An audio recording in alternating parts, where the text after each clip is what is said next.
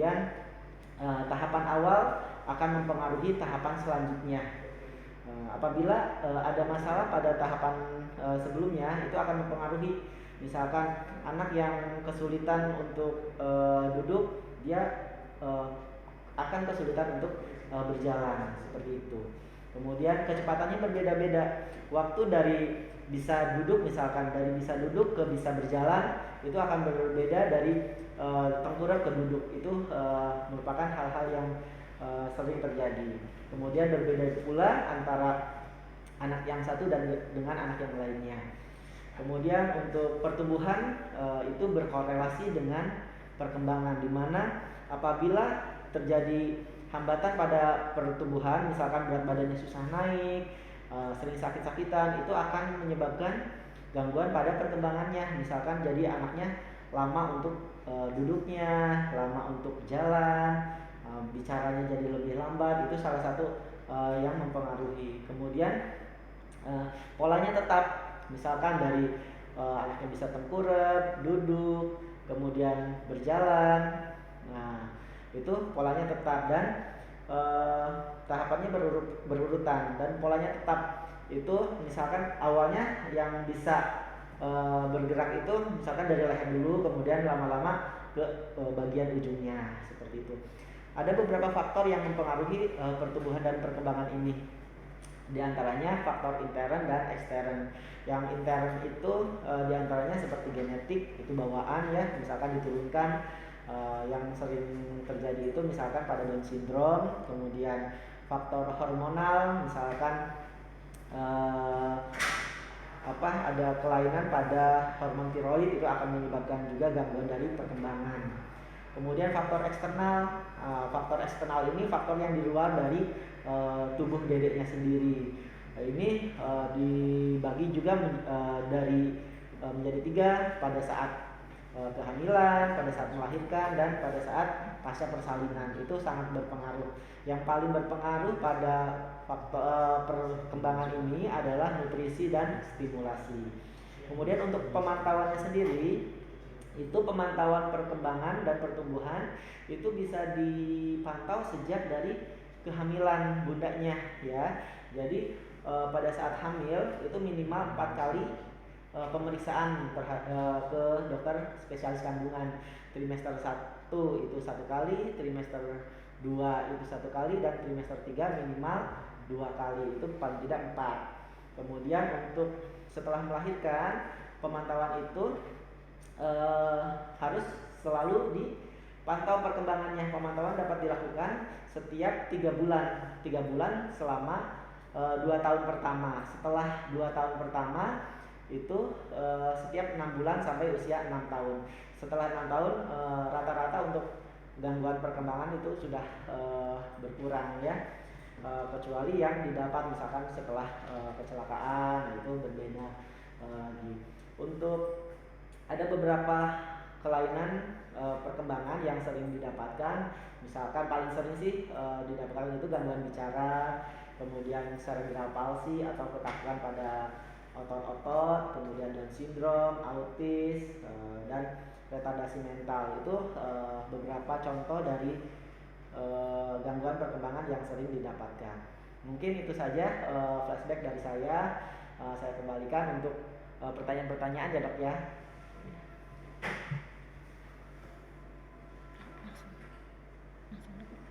Ya, di sini kami sudah mengumpulkan beberapa pertanyaan dari para audiens internal yang akan dibacakan serta dijawab satu persatu oleh Dr. Yogi SPH. Yang pertama dari Ramadan Erlin. Hai dok, maaf saya mau tanya kebutuhan apa saja yang harus dipenuhi agar tumbuh kembang anak optimal. Silakan dok. Ya, terima kasih dari Ramadan Erlin ya. Ya, baik, terima kasih. Untuk kebutuhan apa saja yang harus dipenuhi agar tumbuh kembang anak optimal. Tadi ada beberapa faktor yang mempengaruhi ya untuk perkembangan itu.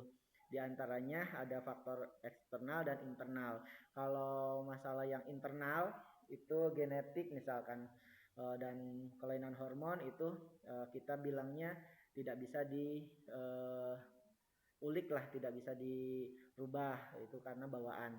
Sedangkan untuk yang eksternal, nah itu bisa kita kondisikan. Nah, misalkan nutrisi yang paling penting sih itu nutrisi dan stimulasi ya. Nutrisi semenjak dari kandungan itu sangat berpengaruh terhadap perkembangan anaknya gitu. Apabila begitu pula setelah setelah dilahirkan anaknya, itu nutrisi sangat berpengaruh, terutama pada 2 tahun pertama kehidupan ya. Kita bilangnya 1000 hari pertama kehidupan. Jadi dari semenjak kandungan sampai usia 2 tahun itu sangat berpengaruh, karena 80% perkembangan otak anak itu terjadi pada 1000 hari pertama tersebut. Selain nutrisi juga stimulasi, jadi dilatih dedeknya dilakukan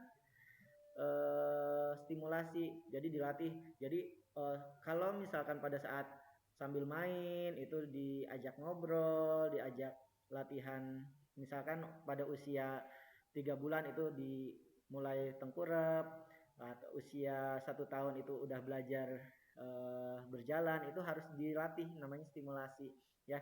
Itu yang paling berpengaruh, itu kebutuhan untuk perkembangan itu nutrisi dan stimulasi, seperti itu.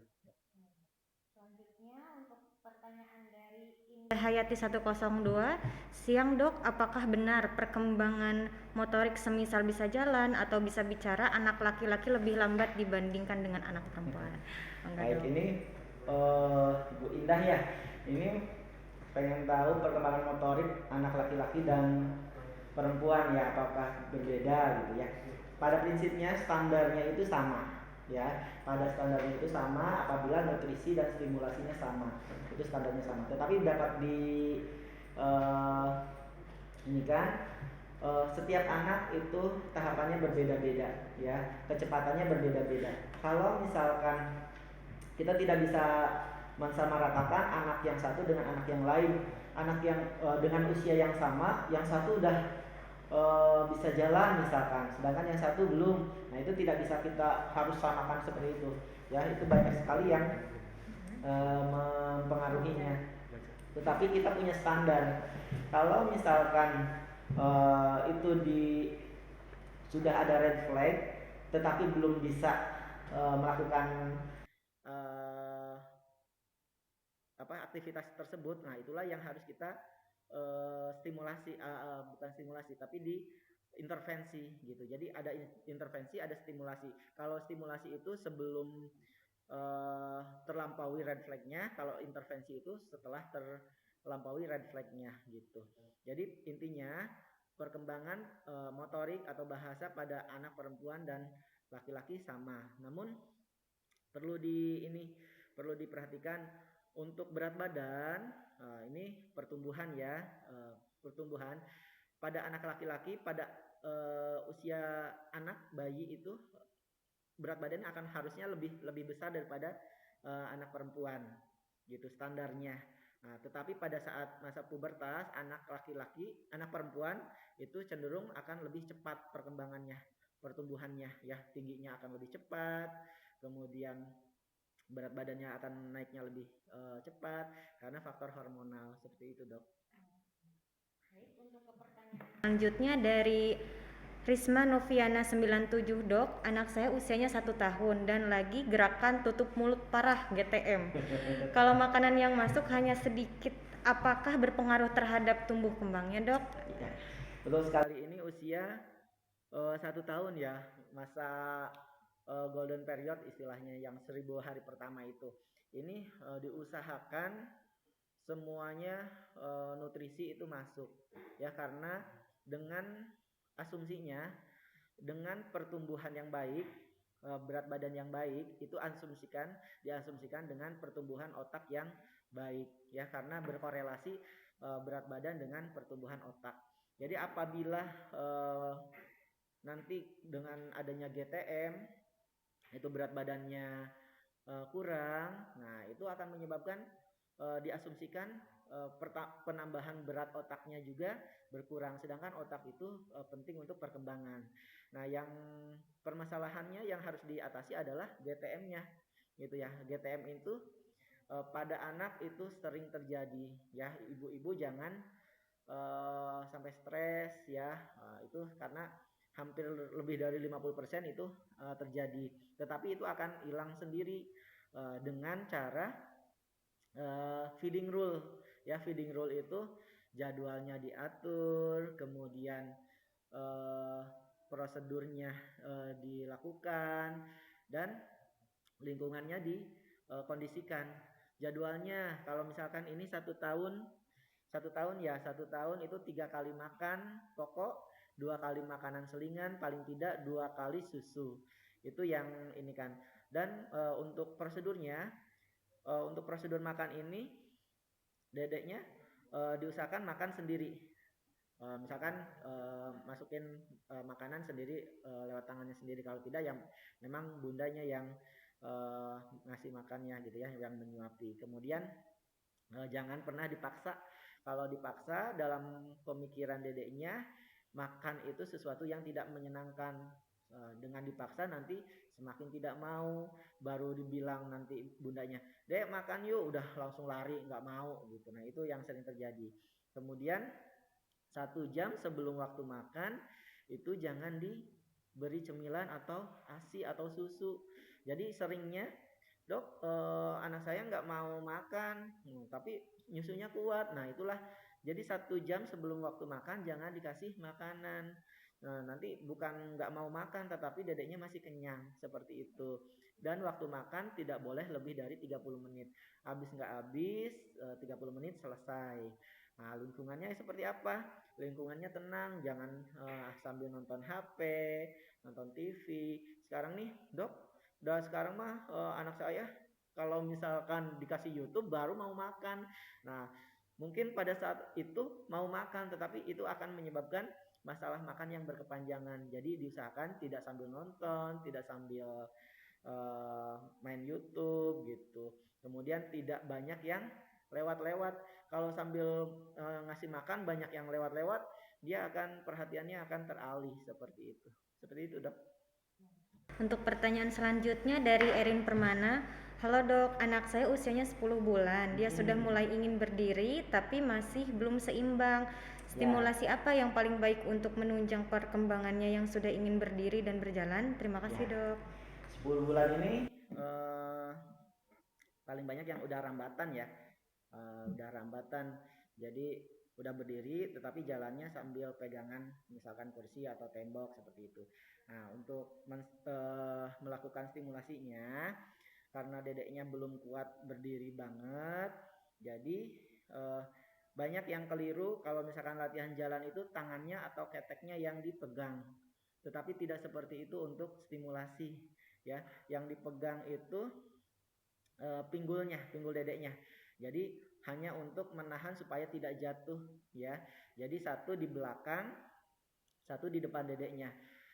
Nanti yang di belakang itu menahan pinggul dedeknya supaya tidak jatuh, dan yang di depan memberi semangat supaya dedeknya jalan ke arah yang di depan itu gitu. Seperti itu. Seperti itu untuk stimulasinya. Oke, untuk pertanyaan selanjutnya yaitu dari Vera Akbar. Halo dok, anak saya usia 7 tahun lebih tapi berat badannya 20 kg nggak naik-naik. Udah berbagai macam vitamin saya kasih tapi tetap aja susah makan. Kenapa ya dok? Nah, seperti ini ya. Banyak sekali yang mengeluhkan anaknya susah makan, kemudian sudah berbagai vitamin diberikan tetapi masih tidak mau makan. Konsepnya harus kita rubah ya. Kalau vitamin itu sebenarnya untuk suplementasi ya, bukan untuk uh, meningkatkan nafsu makan dedeknya ya. Untuk anak mau makan itu tetap pada prinsipnya feeding rule ya. Untuk vitamin sendiri itu sebagai penambah apabila asupan dari makanan itu kurang, makanya diberikan vitamin itu untuk memenuhi dari makanan yang kurang. Jadi sebenarnya konsepnya itu tidak ada vitamin yang secara langsung menaikkan nafsu makan anak. Memang ada beberapa seperti kurkuma, vitamin B itu sedikit banyak ada ininya, tetapi tidak secara langsung menaikkan nafsu makan anak. Tetap nafsu makan anak itu dipengaruhi oleh feeding rule. Kalau misalkan sudah diterapkan dengan feeding rule, maka insya Allah itu harus dari awal, dari bayi itu sudah diterapkan. Insya Allah masalah makan anak pada anak tidak akan berkepanjangan seperti itu. Nah, untuk pertanyaan selanjutnya dari alma.rnjn. Saya ingin bertanya dok, bagaimana ya cara mengatasi anak saya yang suka begadang? Usianya sekarang 11 bulan. Siang hari sudah diajak beraktivitas main, belajar, dan lain-lain. Kalau tidur siang pun hanya satu kali dengan jam yang singkat. Setiap jam 8 malam atau jam 9 pasti sudah minta tidur. Tapi nanti di jam 11 malam pasti bangun dan sulit untuk diajak tidur kembali. Malah jadi suka ngajakin main. Bisa tidur lagi sekitaran jam 12 malam sampai jam 1. Padahal di siang hari anaknya aktif sekali. Mohon solusinya ya dok, karena saya kebingungan takut mempengaruhi berat badan atau perkembangan pertumbuhan lainnya. Ya, terima kasih nih.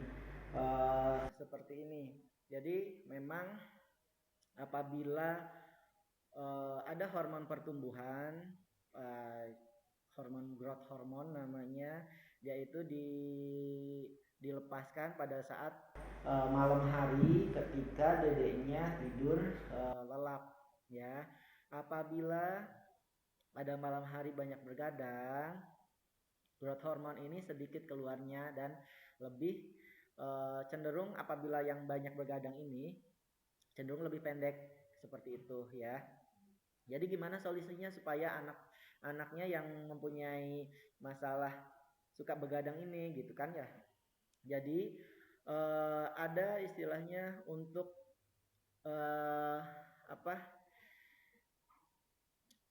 cahaya biru sama cahaya merah. Nah, kalau pada cahaya biru itu anak blue light lah, anak cenderung akan tidur ya. Apabila cahaya merah itu dia dikesankan dengan matahari ya.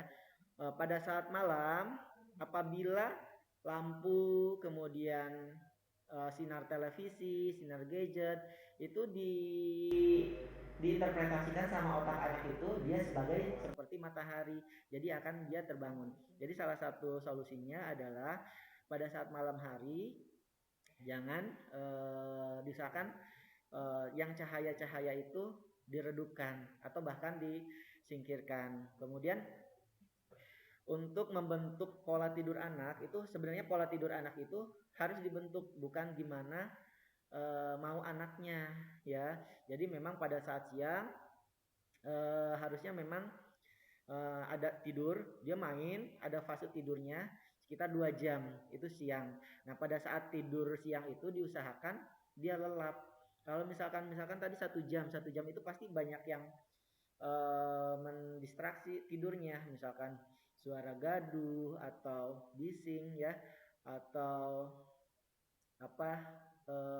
tidak nyaman, gerah misalkan, itu membuat dedenya terbangun. Nah itu coba dikondisikan pada saat siang. Nah setelah siang itu pada saat sorenya jangan tidur dan misalkan pada saat mau bobo ini biasanya tidur jam 8 ya, jam 8 jam 9 sebenarnya itu sudah masuk waktu tidurnya ya. Misalkan ibunya mau dedeknya tidur jam 9, dari jam 8 ini udah siap-siap, udah cuci kaki, ganti baju, pakai baju tidur, kemudian lampu mulai diredupkan. Nah itu udah harus diinikan. Tetapi ini masalahnya pada saat jam 11 jam 12 suka bangun. Nah kemungkinan dedeknya ada yang membuat tidak nyaman, bisa itu lingkungannya misalkan cahaya tadi ya, kemudian bising ya, atau suhu yang agak panas itu bisa dikondisikan, mungkin bisa dikoreksi ya.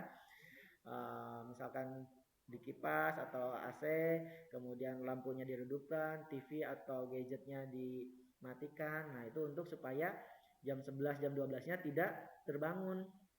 Nah, kemudian misalkan ibunya pengen dedeknya bangun jam 6. Nah, setiap jam 6 dibangunkan. Jadi jangan semau dedeknya bangun jam berapa seperti itu. Jadi waktu tidur dan waktu bangunnya ibu yang ngatur, bukan semau dedeknya, seperti itu dok. Selanjutnya pertanyaan dari Mailani. Assalamualaikum dok, anak saya lahir prematur dan sekarang usianya sudah 2 bulan. Saya mau tanya, apakah tumbuh kembang bayi prematur akan sama dengan bayi yang lahir cukup bulan? Mangga Ya. dokter. Terima kasih Ibu Rani Melani ya. Bayinya prematur. Nah, untuk perkembangan dan pertumbuhan itu tadi salah satunya adalah persalinannya. Persalinannya ada masalah enggak? Kalau misalkan prematur tidak ada masalah lain, berat badannya masih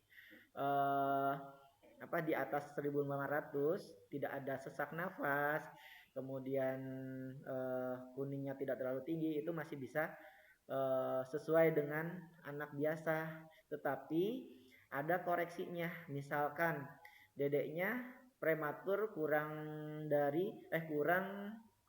6 minggu ya, sekarang usianya 3 bulan tetapi prematur 6 minggu, jadi perkembangannya tidak bisa dinilai tidak sama dengan bayi yang 3 bulan, tetapi harus dikoreksi dulu prematurnya. Jadi usia perkembangannya itu adalah 1,5 bulan, jadi tidak bisa disamakan dengan bayi normal yang lahir normal usia 3 bulan, walaupun saat ini misalkan dedenya usia 3 bulan, jadi harus dikoreksi dulu. Jadi secara perkembangan usia dedeknya 1,5 bulan seperti itu. Tetapi pada prinsipnya apabila stimulasi dan nutrisinya bagus, itu bisa sama seperti anak yang lahir normal seperti itu. Untuk pertanyaan selanjutnya dari Alveta RA. Assalamualaikum dok, gimana cara orang tua mengetahui ciri-ciri stunting pada anak? Mangga dok. Ya, ini masalah stunting ya dok. Untuk stunting sendiri itu definisinya, stunting adalah tinggi badan dedeknya itu di bawah standar ya, di bawah normal ya, dan penyebabnya itu karena kurang asupan nutrisi ya. Jadi ada beberapa penyebab. Kita secara umum itu bilangnya perawakan pendek ya. Perawakan pendek itu bisa disebabkan hormonal, genetik, nutrisi atau penyakit ya. Itu secara umum kita bilangnya perawakan pendek. Nah, perawakan pendek ini apabila diplot ke dalam kurva sesuai dengan usia dan jenis kelamin itu di bawah standarnya, itu dinamakan perawakan pendek. Dan apabila penyebabnya kurang nutrisi, itu dinamakan stunting seperti itu.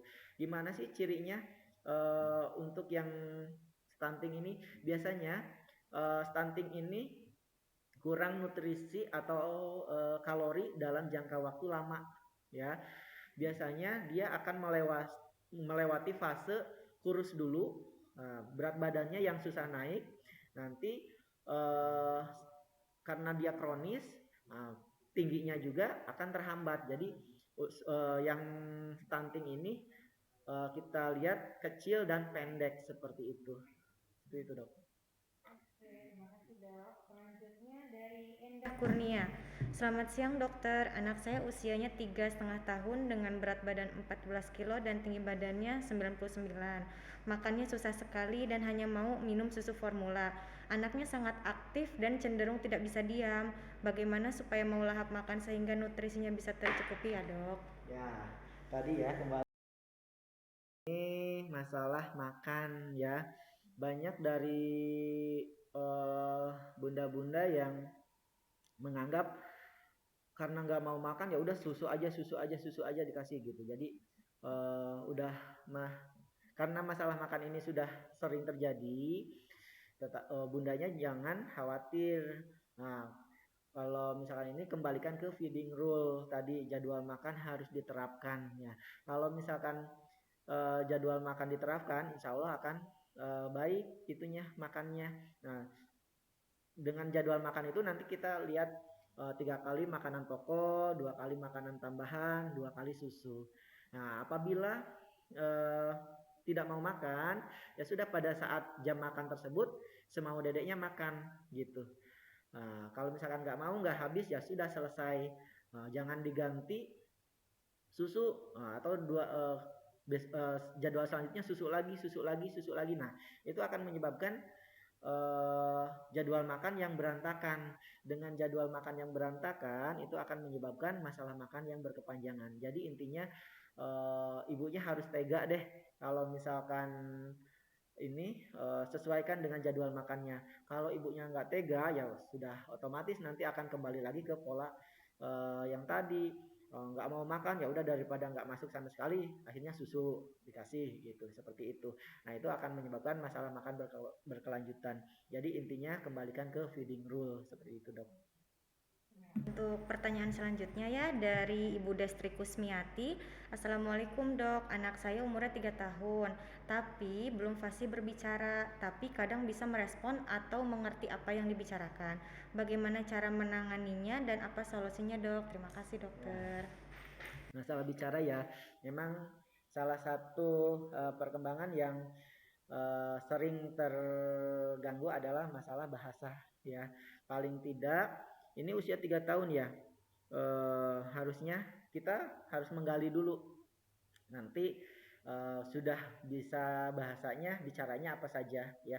Untuk di atas 2 tahun itu harus sudah membuat kalimat ya, paling tidak dengan 2 kata. Misalkan mau, dia mengungkapkan maunya apa, mau makan, itu dia sudah bisa. Kemudian dia sudah mengerti perintah. Nah, apabila memang terlambat, misalkan belum bisa bicara, kita harus evaluasi karena masalah bicara ini dia melibatkan 3 organ, telinga, kemudian otak dan mulut. Apabila salah satu terganggu akan menyebabkan masalah bicara ya. Yang pertama telinga, apabila dedeknya tidak mendengar, nah itu akan menyebabkan masalah bicara juga karena yang namanya berbicara itu proses meniru. Dia harus ada contoh dulu yang didengar ya. Kadang bukan tidak bisa mendengar, tapi karena frekuensi berbeda-beda itu ada yang tulis bagian istilahnya. Itu ada frekuensi yang tidak terdengar oleh dedeknya. Misalkan ada kata makan ya, itu makan.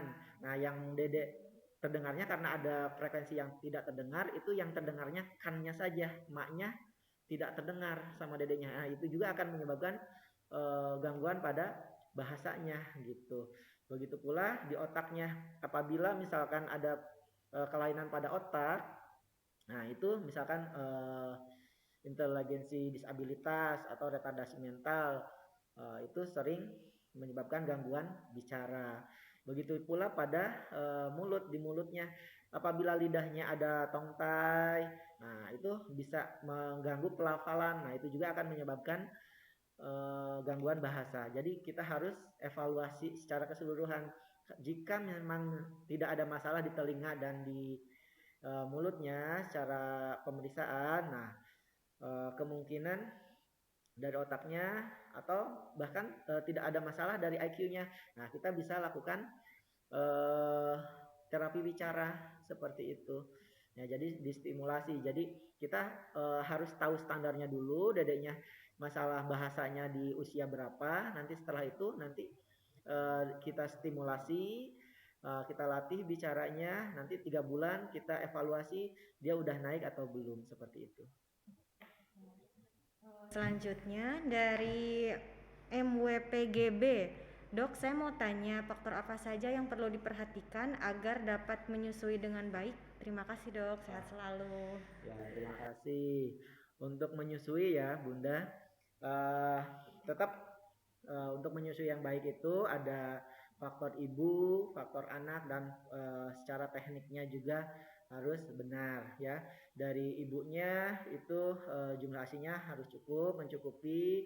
Nanti pada saat menyusui itu harus minimal 10 sampai 15 menit untuk kecukupan ASINya karena ada hinmic dan volmic. Nah, itu harus kena semua, harus terhisap semua untuk pertumbuhannya.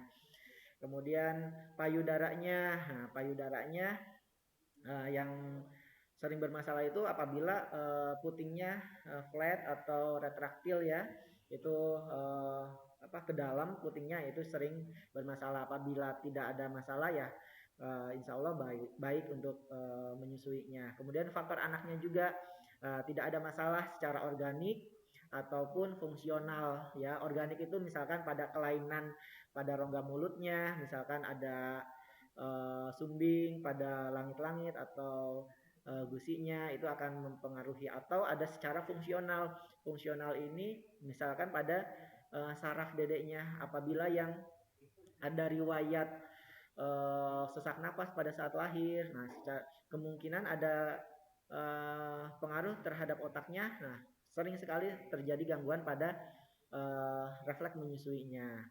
Kemudian dari tekniknya sendiri ya, sering sekali tidak efektif karena tekniknya. Jadi untuk tekniknya bayi itu posisi kepala lebih atas, kemudian posisi leher dan badannya itu lurus. Nah, perut dede sama perut ibunya nempel, dan posisi kepala itu menghadap ke payudara. Untuk payudaranya sendiri yang masuk bukan cuma putingnya, tetapi aerolanya juga masuk. Karena kalau tidak masuk, nanti banyak udara yang terserap, yang terhisap, nanti cenderung gumoh, kemudian muntah. Selain itu pula untuk payudaranya sering lecet dan berdarah apabila posisi tidak pas seperti itu. Mana dok? Di sini udah ada sih.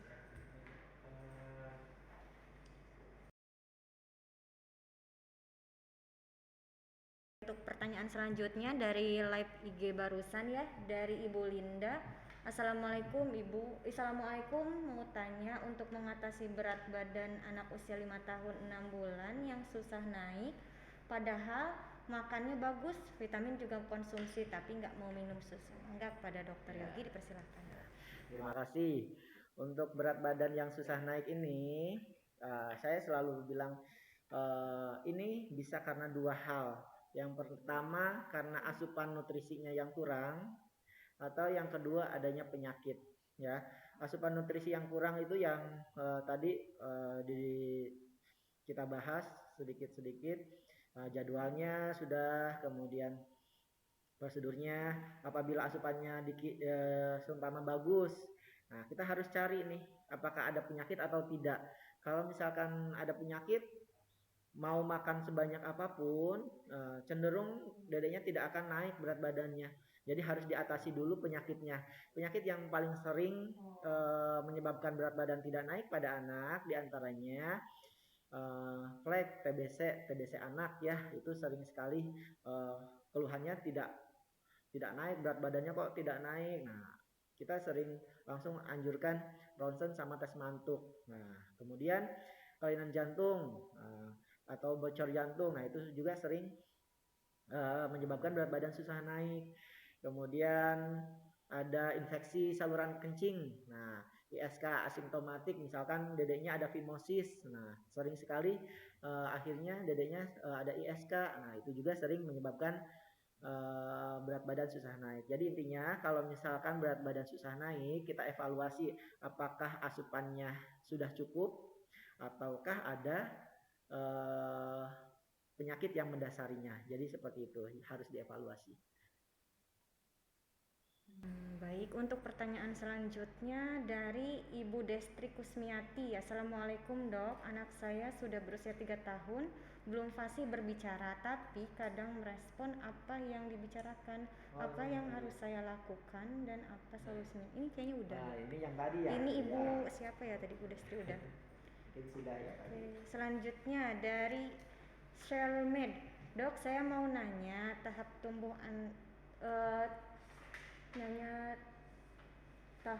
anak saya kurang, seperti tidak naik berat badannya, tetapi perkembangannya sangat cepat seperti berbicara sudah fasih. Anak saya umurnya 2 tahun dok, itu kenapa ya dok, bagaimana? Nah misalkan tadi untuk berat badan yang susah naik ya, sudah tadi kita sedikit bahas. apakah nutrisinya sudah cukup atau adanya penyakit, atau dedeknya sangat aktif sekali lari-lari ke sana sini nggak mau diam misalkan itu. Nah itu harus evaluasi lagi, mungkin harus ditambah makanannya, asupannya ya.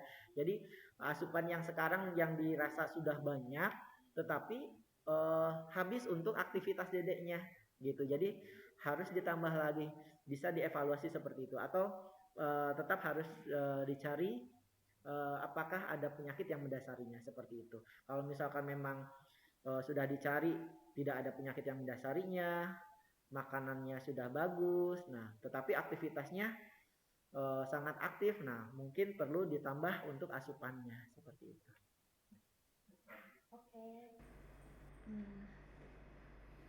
Untuk pertanyaan selanjutnya dari Ibu Yeni, anak saya umur 1 tahun 5 bulan dok. Akhir-akhir ini anak saya jika ingin sesuatu pasti dia rewel sampai jedotin kepalanya ke tembok atau lantai. Itu bagaimana ya dok solusinya? Mangga kepada dokter Sering Yogi. sekali ya tantrum ini sering terjadi karena dedeknya punya kemauan tetapi belum bisa mengungkapkan ya, seperti itu sehingga terjadi tantrum. Apa yang harus dilakukan pada saat tantrum? Jangan langsung dihentikan, tetapi diusahakan di tempat yang aman, biarkan dia nangis, tetapi dihindari dengan hal-hal yang berbahaya. Nah seperti itu. Pada saat sudah tenang, ajak ngobrol dedeknya. Tadi dedek kenapa? Pengen apa? Kenapa seperti itu? Nah, kalau misalkan ini sudah mengerti, nanti dede nanti jangan seperti itu. Kalau misalkan mau sesuatu bilang atau tunjukin ke mama seperti itu. Jangan nangis seperti tadi, seperti itu. Karena intinya kalau tantrum itu dedeknya pengen sesuatu, tetapi dia tidak bisa menyampaikan seperti itu.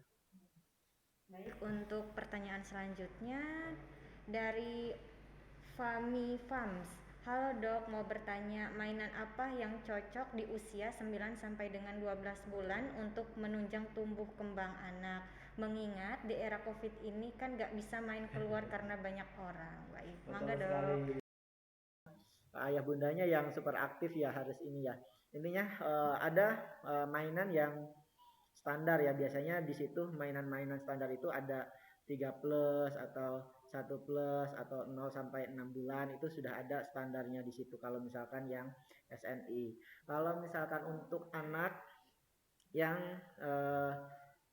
sedang tumbuh dan berkembang, intinya kita ada istilahnya sensori integrasi teori ya. Jadi semua sistem saraf, sistem sensori itu harus distimulasi, misalkan pendengarannya, matanya, kulitnya, penghidupnya itu harus distimulasi. Nah kalau misalkan seperti ini, mainan yang cocok itu yang dia berwarna, bergerak, kemudian berbunyi. Nah diusahakan seperti itu semuanya, seperti itu ya. Jadi semua sistem saraf terstimulasi seperti itu.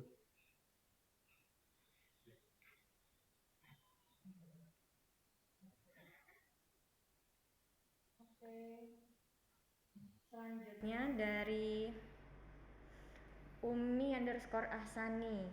Izin bertanya dok, banyak orang tua yang kurang tepat menjalankan feeding rules sehingga anak jatuh ke kurang gizi. Bagaimana mengatasi atau mengedukasi orang tua yang seperti ini dokter? Ya, seperti ini sering saya sudah sering mendapatkan orang tuanya sebenarnya sudah tahu feeding rule-nya. Feeding rule sudah mencoba diterapkan, tetapi di rumah itu bukan cuma orang tua yang ada ya, tetapi kakek neneknya ada atau tetangga ada gitu. Sehingga ibunya yang sudah tahu feeding rule pun akhirnya nggak tega karena omongan orang tua atau mertua atau tetangga yang kenapa anaknya diiniin, kenapa nggak dikasih makan seperti ini, kenapa makannya seperti ini, seperti itu ya. Sebenarnya kalau misalkan seperti itu sering sekali kalau tidak ditangani dengan baik akan terjadi miskomunikasi antara ayah bunda dengan mertua atau orang tua, sehingga perlu kalau misalkan memang mau konsultasi bersama-sama diajak mertuanya atau orang tuanya mengenai feeding rule, datang ke dokter anaknya gitu. Jadi ada persamaan persepsi dari ibu ayah bunda dengan mertua atau orang tua. Nah, kalau misalkan atau mau diinikan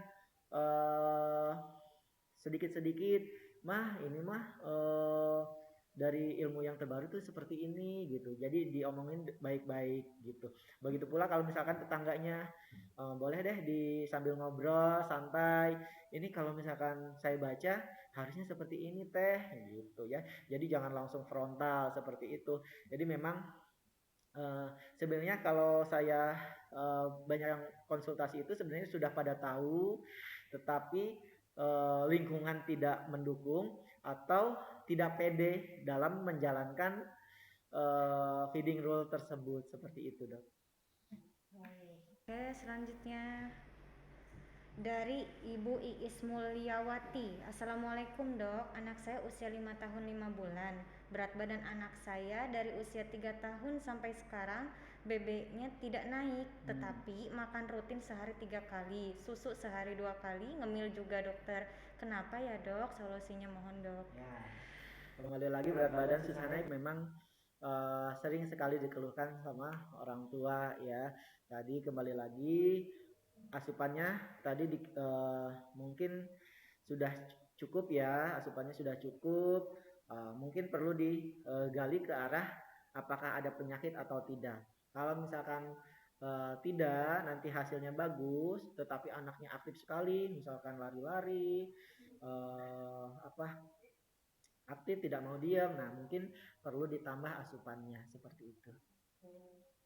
Selanjutnya pertanyaan dari saya dokter, saya Oh, boleh iya. tanya tidak dok? Mangga dok. Jadi mengenai stunting dok, tadi kan kita bahas mengenai stunting ya dok. Bagaimana dok cara membedakan bahwa memang anak tersebut stunting dengan memang dia itu pendek aja gitu, ngikut dari orang tuanya itu Ya. bagaimana ya dok?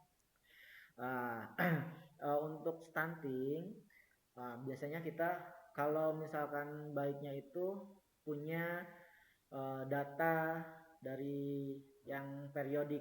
Jadi kita bisa plot ke kurvanya. Kalau misalkan kurvanya melandai dari tinggi badannya, itu kemungkinan dari stunting ya, yang pertama.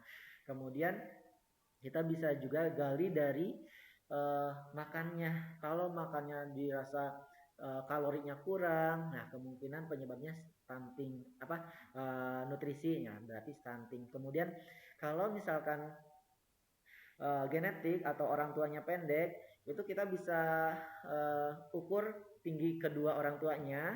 Kita ukur namanya nanti ada mid parental height ya, jadi tinggi kedua orang tua nanti di rata-rata nanti dedeknya masuk nggak ke arah situ, ke arah kurva di antara tinggi orang tuanya, kedua orang tuanya. Kalau misalkan orang tuanya keduanya pendek, kemudian anaknya pendek, bisa juga itu salah satu diferensial diagnosis dari perawakan pendek karena orang tuanya. Tetapi tetap kita perlu pikirkan yang terburuk dulu. Stunting ini masalahnya bukan cuma pendeknya saja, tetapi dari jangka panjang otaknya juga dia kurang nutrisi. Kemudian kecenderungan banyak penyakit yang akan menghampiri apabila stunting. Jadi harus kita kalau misalkan ada anak pendek harus kalau kita mah orang Islam harus husnudon ya, tetapi pada stunting kita harus suuzon, kita harus berpikiran jelek dulu deh, jangan-jangan ini stunting nih, harus dicari di terapi kemungkinan stuntingnya seperti itu. Jadi pikiran kalau ada anak pendek stunting dulu deh gitu, baru pikirin yang lain. Gitu. Baik, terima kasih banyak dokter ya. Selanjutnya ada lagi dok, katanya dari operator. Dok, anak saya usianya ini dibaca ini. Dok, anak saya 5 bulan, tapi masih ada bunyi grok-grok Nah, katanya. Ketika bernapas khawatir ada semacam membir. Kira-kira itu masih normal dok atau tidak? ya, ini harus dievaluasi juga. Ayah bundanya ada alergi nggak? Jangan-jangan ada asma atau alergi dermatitis ya seperti itu. Jadi itu reaksi dari alerginya. Tetapi pada anak itu sebenarnya pada saluran nafas itu ada rambut-rambut halus kayak sapu gitu untuk mengeluarkan lendir ya. Itu pada anak sapu-sapu rambut-rambut halus untuk mengeluarkan lendir itu gerakannya belum efektif. Nah, sehingga sering sekali dahak-dahak ini susah dikeluarkan pada anak, terutama anak yang punya bakat alergi. Sudah mah lendirnya banyak, gerakannya gerakan sapu di saluran nafasnya itu belum bagus ya, jadinya grok-grok. Kita harus evaluasi apakah itu dari alergi atau memang variasi normal seperti itu. Nah, itu jawaban dari dokter ya, Bapak Operator. Selanjutnya dari pengguna Instagram Ibu Yeni MSP. Apa efek yang ditimbulkan jika anak mendapatkan bentakan-bentakan? Apakah mempengaruhi tumbuh kembangnya nih? Banyak banget yang nanya nih. Yang pasti ke pertumbuhan bisa juga kalau dibentak misalkan ayo makan, nah gitu, jadi takut makan, jadi nggak mau makan, jadi makannya sedikit, berat badannya susah naik. Nah, satu. Kemudian secara psikoemosional jadi cenderung lebih penakut, lebih pendiam, bahkan nanti akan jadi pendendam seperti itu kalau yang sering dibentak. Nah, ya itu jawaban dari dokter Yogi ya, jangan suka membentak-bentak anak. Selanjutnya dari pengguna Rian Dino 17. Dok, apakah kalau anak kecil usia 2 tahun lebih itu ada masanya senang mukul dan marah-marah ya dok? ya, betul sekali. Kalau misalkan anak yang 2 tahunan itu secara emosional memang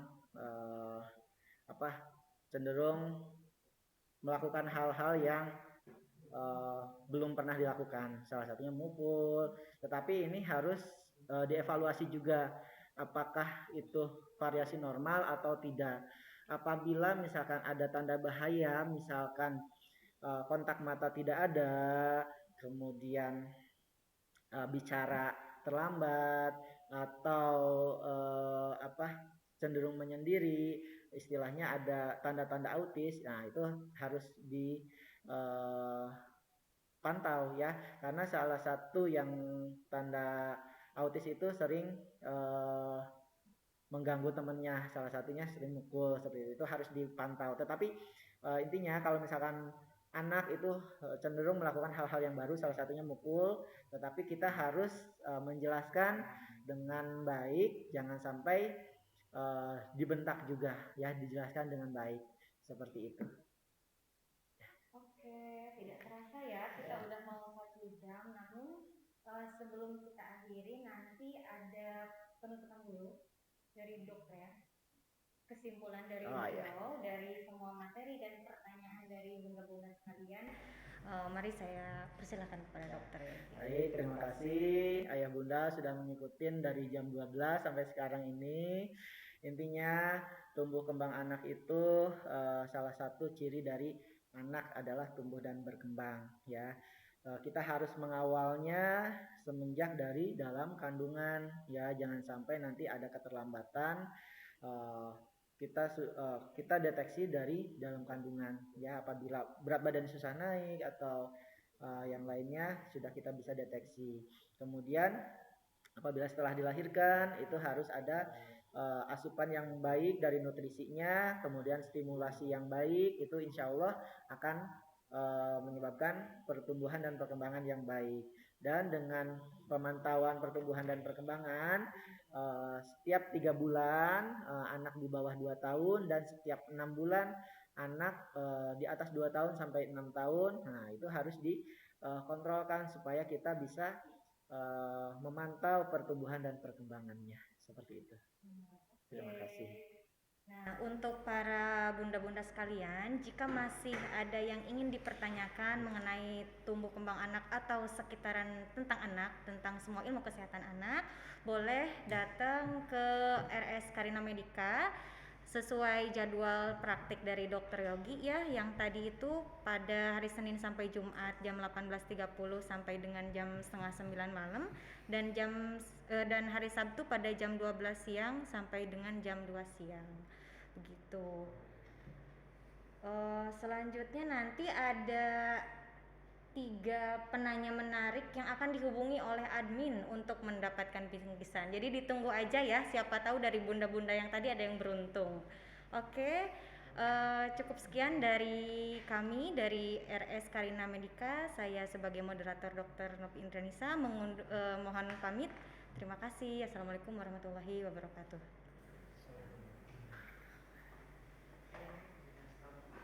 Alhamdulillah.